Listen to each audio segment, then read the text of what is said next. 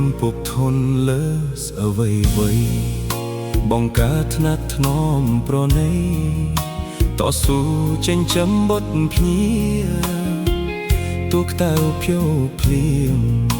សងវ៉ាតមិនត្អូញរុញរាកូនតូចរហូតរៀបការក៏នៅរក្សាបាន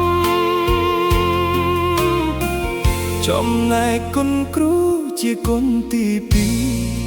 และបងខិតខំសំភាបងរៀនវិជ្ជាអប់រំ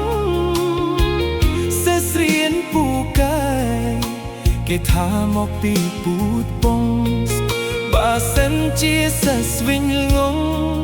គេថាគ្រូនោះមិនកើតអូព្រះហើយព្រះរស់ជាឈ្មោះពុកម៉ែ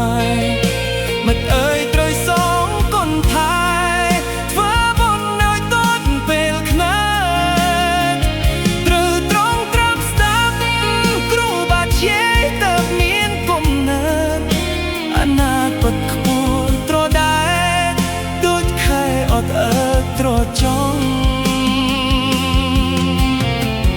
នេះជាចម្រៀងច្រៀងរៀបរាប់ប្រាប់សូមមិត្តគ្រប់ប្រានប្រញាប់សម្លាប់ចិត្តបាបសាងគុណសូមលឹងឲ្យឆ្ងាយសូមដីចិត្តកាយទន់ខ្លន់គុំល្មើស្លើស្លួហួគុណគុណដែរគុណនៅពុកគុណគ្រូ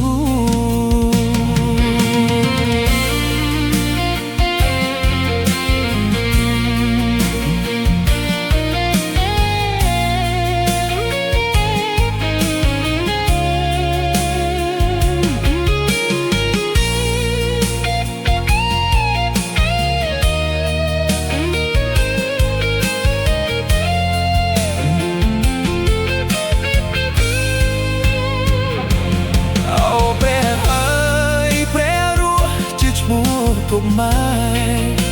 មិត្តអើយត្រូវសងគុណថែធ្វើបុណ្យឲ្យតន់ពេលខ្នាតត្រូវត្រង់ត្រាប់ស្ដាប់គ្រូបាធ្យាយទៅមានគំនិតអនាគតខ្ពស់ត្រដែត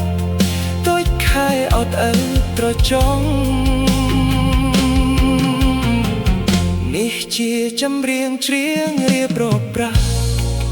សូមមិត្តគ្រប់ប្រានប្រញាប់សម្លាប់ចិត្តបាបសាងគុណសូមលឹងឲ្យឆ្ងាយសូមដីចិត្តកាយទន់ខ្លន់គុំមើលស្លើស្លួហួគុណគុណដែរគុណនៅពុក